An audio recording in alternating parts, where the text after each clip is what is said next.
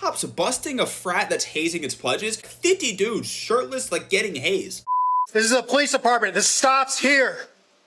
Who's in charge? They're upstairs. What the did I just walk into? Celebration. Nobody? Celebration of what? Of life. Okay, sweet. And what are you doing here? He's a live-in. He lives upstairs. Oh, so you do live here. He lives here. Yeah. Imagine the fire department pulls up and finds 56 blindfolded dudes in a basement. What's the first thing you're doing?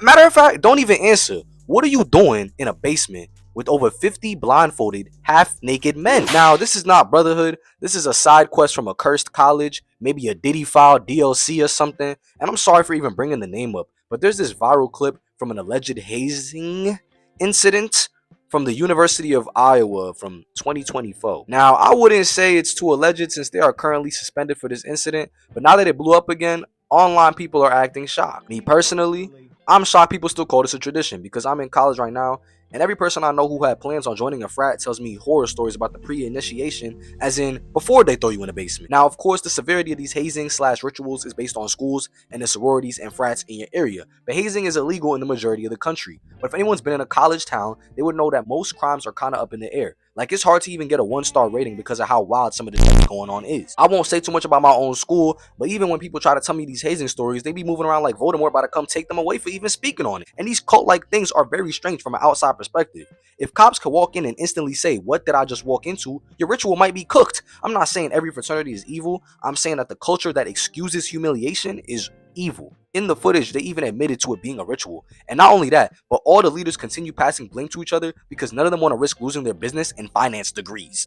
Once you normalize nonsense, the whole group starts speaking fluent delusion. Authorities respond to a fire alarm, they go downstairs, boom, basement full of naked men.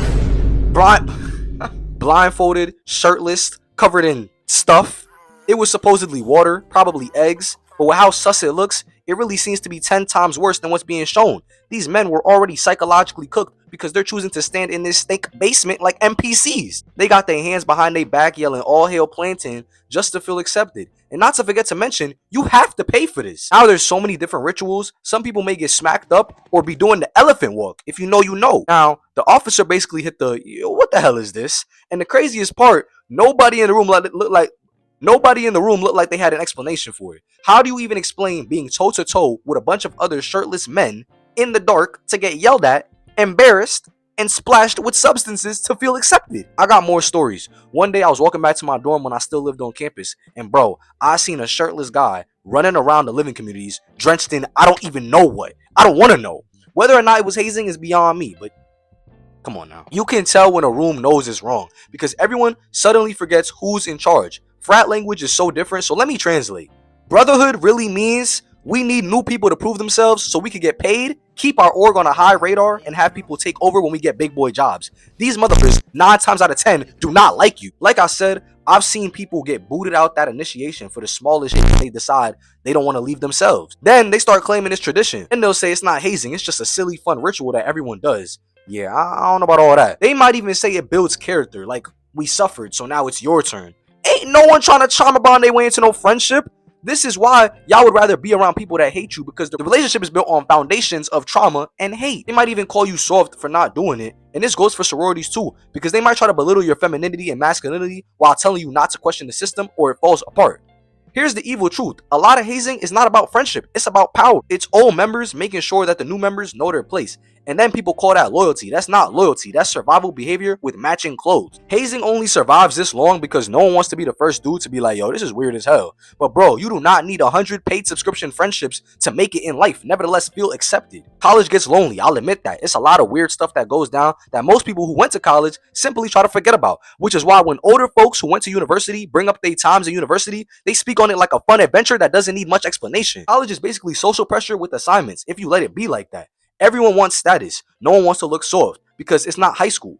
It's very easy to just blend into the background, fall behind, and be forgotten. But that's okay. The only thing worse than peaking in high school is peaking in college. People will do things in a group that they would never do alone. That's how dumb traditions stay alive. Not because they're strong, but because no one's stopping them. If your bonding ritual needs blindfolds, I'm so cool off that. And from the day I got to college and noticed all the social hierarchy bullshit, I would be taking one shot at a party and be ready to go home. If the best defense is that it's tradition, you already lost. If a fire alarm exposes your brotherhood, maybe your brotherhood was the emergency. Some people defend hazing like they invented it. You're not the CEO of embarrassment, buddy. We don't need to normalize everything. And this is bigger than fraternities. This is a cultural problem. People confuse humiliation with growth. Like that guy Dean from yesterday's video. Go watch that. They think if someone hurts them, it must have helped them or something. Some pain teaches. Some pain gets passed down.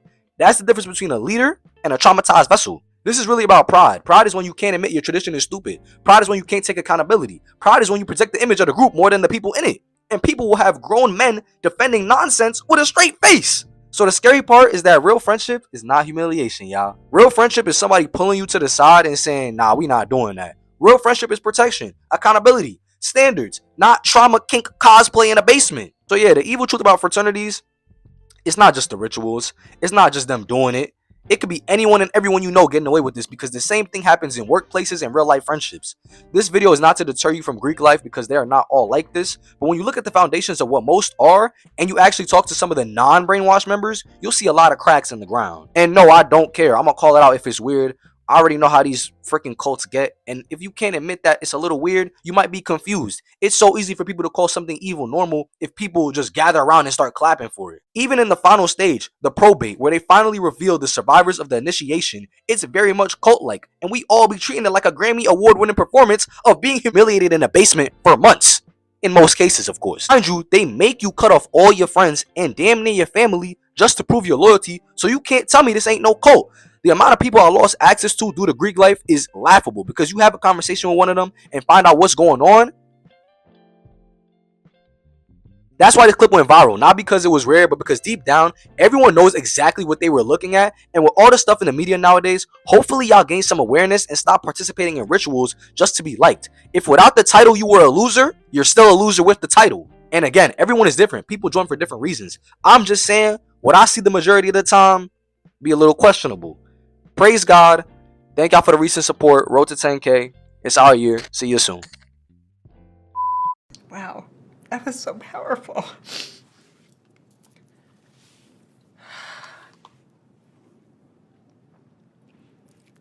Hey, sup, geek? What are you doing? Mr. Two Eyes, remember that? Back in the day? Bro, is that your car?